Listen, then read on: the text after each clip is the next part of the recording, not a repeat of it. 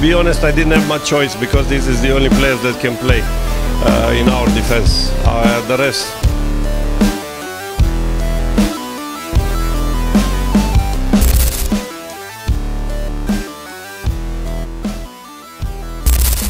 Gagal rusak laga kandang terakhir Persita, keputusan aneh wasit lagi-lagi jadi sorotan publik tanah air. Pertandingan penuh drama baru saja tersaji antara Persita Tangerang versus Persib Bandung. Bertemu di pekan ke-33 Liga 1, Persib Bandung menahan imbang Persita dengan skor akhir 2-2. Menariknya, 4 gol di pertandingan tersebut berasal dari gol cepat Persib yang dibalas gol telat Persita. Di laga ini, Persib melakukan rotasi besar-besaran untuk memberikan kesempatan bermain pada pemain minim menit bermain. Sementara itu, Persita masih tampil dengan kekuatan penuhnya untuk menutup kompetisi dengan hasil manis. Ya, laga kandang Persita langsung dirusak oleh Persib dengan gol cepat di awal pertandingan. Tirone Del Pino berhasil memanfaatkan kesalahan Persita dan memberikan bola ke arah Gervane Castaner tepat depan gawang. Ryuji Utomo yang bertugas menjaga sang striker justru salah antisipasi yang membuat Persib unggul 1-0 di menit kedua. Tertinggal 2 gol tak membuat Persita Tangerang kehilangan arah. Persib Bandung justru dibuat pusing dengan serangan berturut-turut Persita Tangerang. Namun Persib mempunyai sosok Teja Paku Alam di barisan paling belakang. Save-save berkelasnya mampu membuat Persib setidaknya merasa nyaman di barisan pertahanan. Yang paling menjadi sorotan di laga kali ini adalah momen di mana Zalnando dianggap melakukan pelanggaran di kotak penalti. Padahal sentuhan yang dilakukan Zalnando terbilang minim, protes keras pun dilakukan para pemain Persib. Meski diinstruksikan untuk melihat monitor VAR, namun wasit malah tidak melakukannya dan tetap dengan keputusannya memberikan hadiah penalti kepada Persita. Melihat keputusan tersebut, Bojan Hoda pun sampai dibuat kebingungan dan melempar senyuman yang cukup keheranan. Terlepas dari itu, di babak kedua Persib kembali tancap gas. Ya, laga yang baru berjalan 2 menit, umpan Mark Locke berhasil dieksekusi dengan apik oleh Tirone Del Pino. Namun, gol dari Tirone tersebut mampu kembali dibalas oleh Persita Tangerang di menit-menit akhir melalui kaki Ryuji Utomo. Hasil imbang 2-2 membuat Persita dan Persib hanya mampu berbagi poin.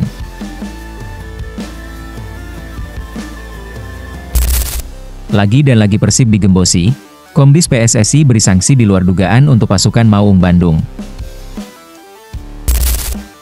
Klub kebanggaan Bobotoh, yakni Persib Bandung, kembali dijatuhi sanksi berupa denda oleh Komisi Disiplin PSSI akibat 2 insiden yang terjadi dalam pertandingan kontra Barito Putra beberapa waktu lalu. Dalam salinan keputusan Komdis PSSI, Persib dikenakan 2 sanksi sekaligus. Sanksi pertama diberikan karena ada 2 kali penyalaan petasan di tribun barat sisi selatan Stadion Gelora Bandung Lautan Api, pada laga kontra Barito Putra. Berdasarkan ketentuan pasal 70 ayat 1 dan 2 serta lampiran I nomor 5 dari Kode Disiplin PSSI tahun 2023, tindakan ini dinyatakan sebagai pelanggaran, sehingga Persib dikenai denda sebesar 50 juta. Pelanggaran kedua terjadi pada menit ke-89, ketika ada supporter dari Tribun Timur yang melempar botol ke lapangan. Komite Disiplin mencatat insiden ini sebagai pelanggaran lain oleh pendukung tuan rumah, sehingga Persib mendapat tambahan denda sebesar 20 juta. Sehingga total denda yang harus dibayarkan oleh Persib akibat 2 sanksi Komdis PSSI itu sebesar 70 juta.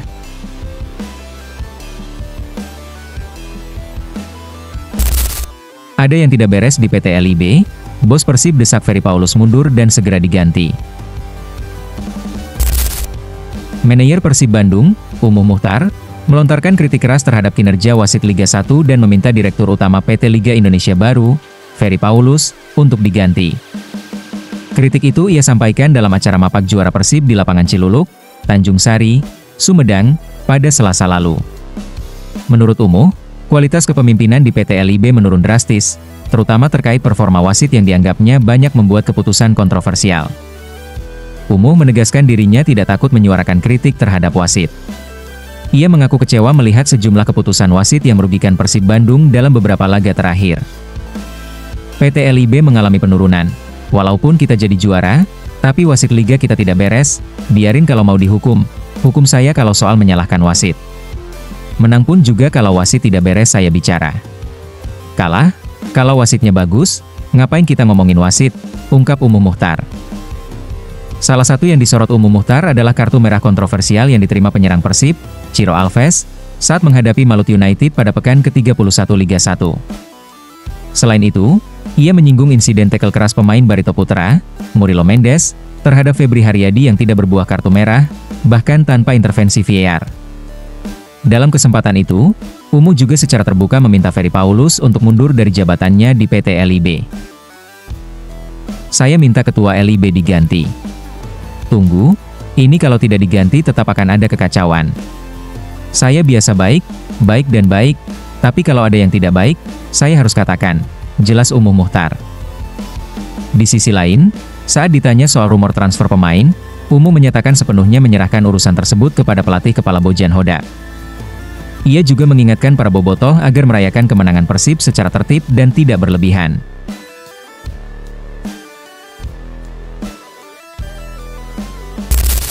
Persib Bandung raih back-to-back juara Liga 1, reaksi Ketum Jakmania sangat di luar dugaan begini. Ketua Umum Jakmania, Diki Sumarno memberikan tanggapannya perihal keberhasilan Persib Bandung meraih back-to-back juara Liga 1. Ia menilai pencapaian klub rival Persija Jakarta itu standar, kecuali Pangeran Biru bisa hat-trick juara. Ya, sebagaimana yang diketahui, Persib Bandung telah memastikan gelar juara Liga 1 Indonesia 2024-2025 sejak 5 Mei 2025. Capaian itu terasa istimewa karena kompetisi musim ini masih menyisakan beberapa pertandingan lagi. Selain itu, kesuksesan tersebut juga berarti membuat Persib Bandung mencatatkan 3 sejarah baru. Pertama adalah untuk pertama kalinya Pangeran Biru berhasil meraih back-to-back juara. Selain itu, Liga 1 2024-2025 juga jadi musim pertama Persib Bandung menjuarai full kompetisi sejak era Liga Indonesia. 3 gelar Pangeran Biru sebelumnya memang selalu diraih dengan fase championship atau final. Kemudian sejarah terakhir yang ditorehkan Persib adalah mereka bakal menerima trofi di kota Bandung. Pangeran Biru dijadwalkan angkat piala pada 24 Mei 2025 usai melawan Persis Solo. Meski mencatatkan sejumlah sejarah baru, pencapaian Persib Bandung, khususnya dalam hal back-to-back juara Liga 1, tak dianggap istimewa. Pandangan itu berasal dari Ketua Umum PP Jakmania, Diki Sumarno. Diki menilai back-to-back juara Liga 1 sebelumnya sudah pernah ditorehkan oleh Bali United, yakni pada musim 2019 dan 2021-2022. Menurut Diki, Persib Bandung baru bisa dikatakan luar biasa jika mereka berhasil mempertahankan gelarnya lagi musim depan. Sehingga Pangeran Biru mencetak sejarah sebagai tim Indonesia pertama yang juara 3 musim berturut-turut. Yang pertama back-to-back bagi saya mungkin ini bukan hal yang luar biasa, karena sudah pernah dilakukan oleh Bali United, jadi itu standar. Kecuali mungkin nanti hat-trick, kalau hat-trick mungkin itu baru ada di Indonesia. Apakah manajemen Persib lebih bagus dari Persija? Ya, kalau patokannya prestasi, iya, ungkap Diki Sumarno. Bahkan untuk urusan supporter pun, Diki mengaku cukup kagum dengan betapa solidnya bobotoh dalam mendukung Persib Bandung.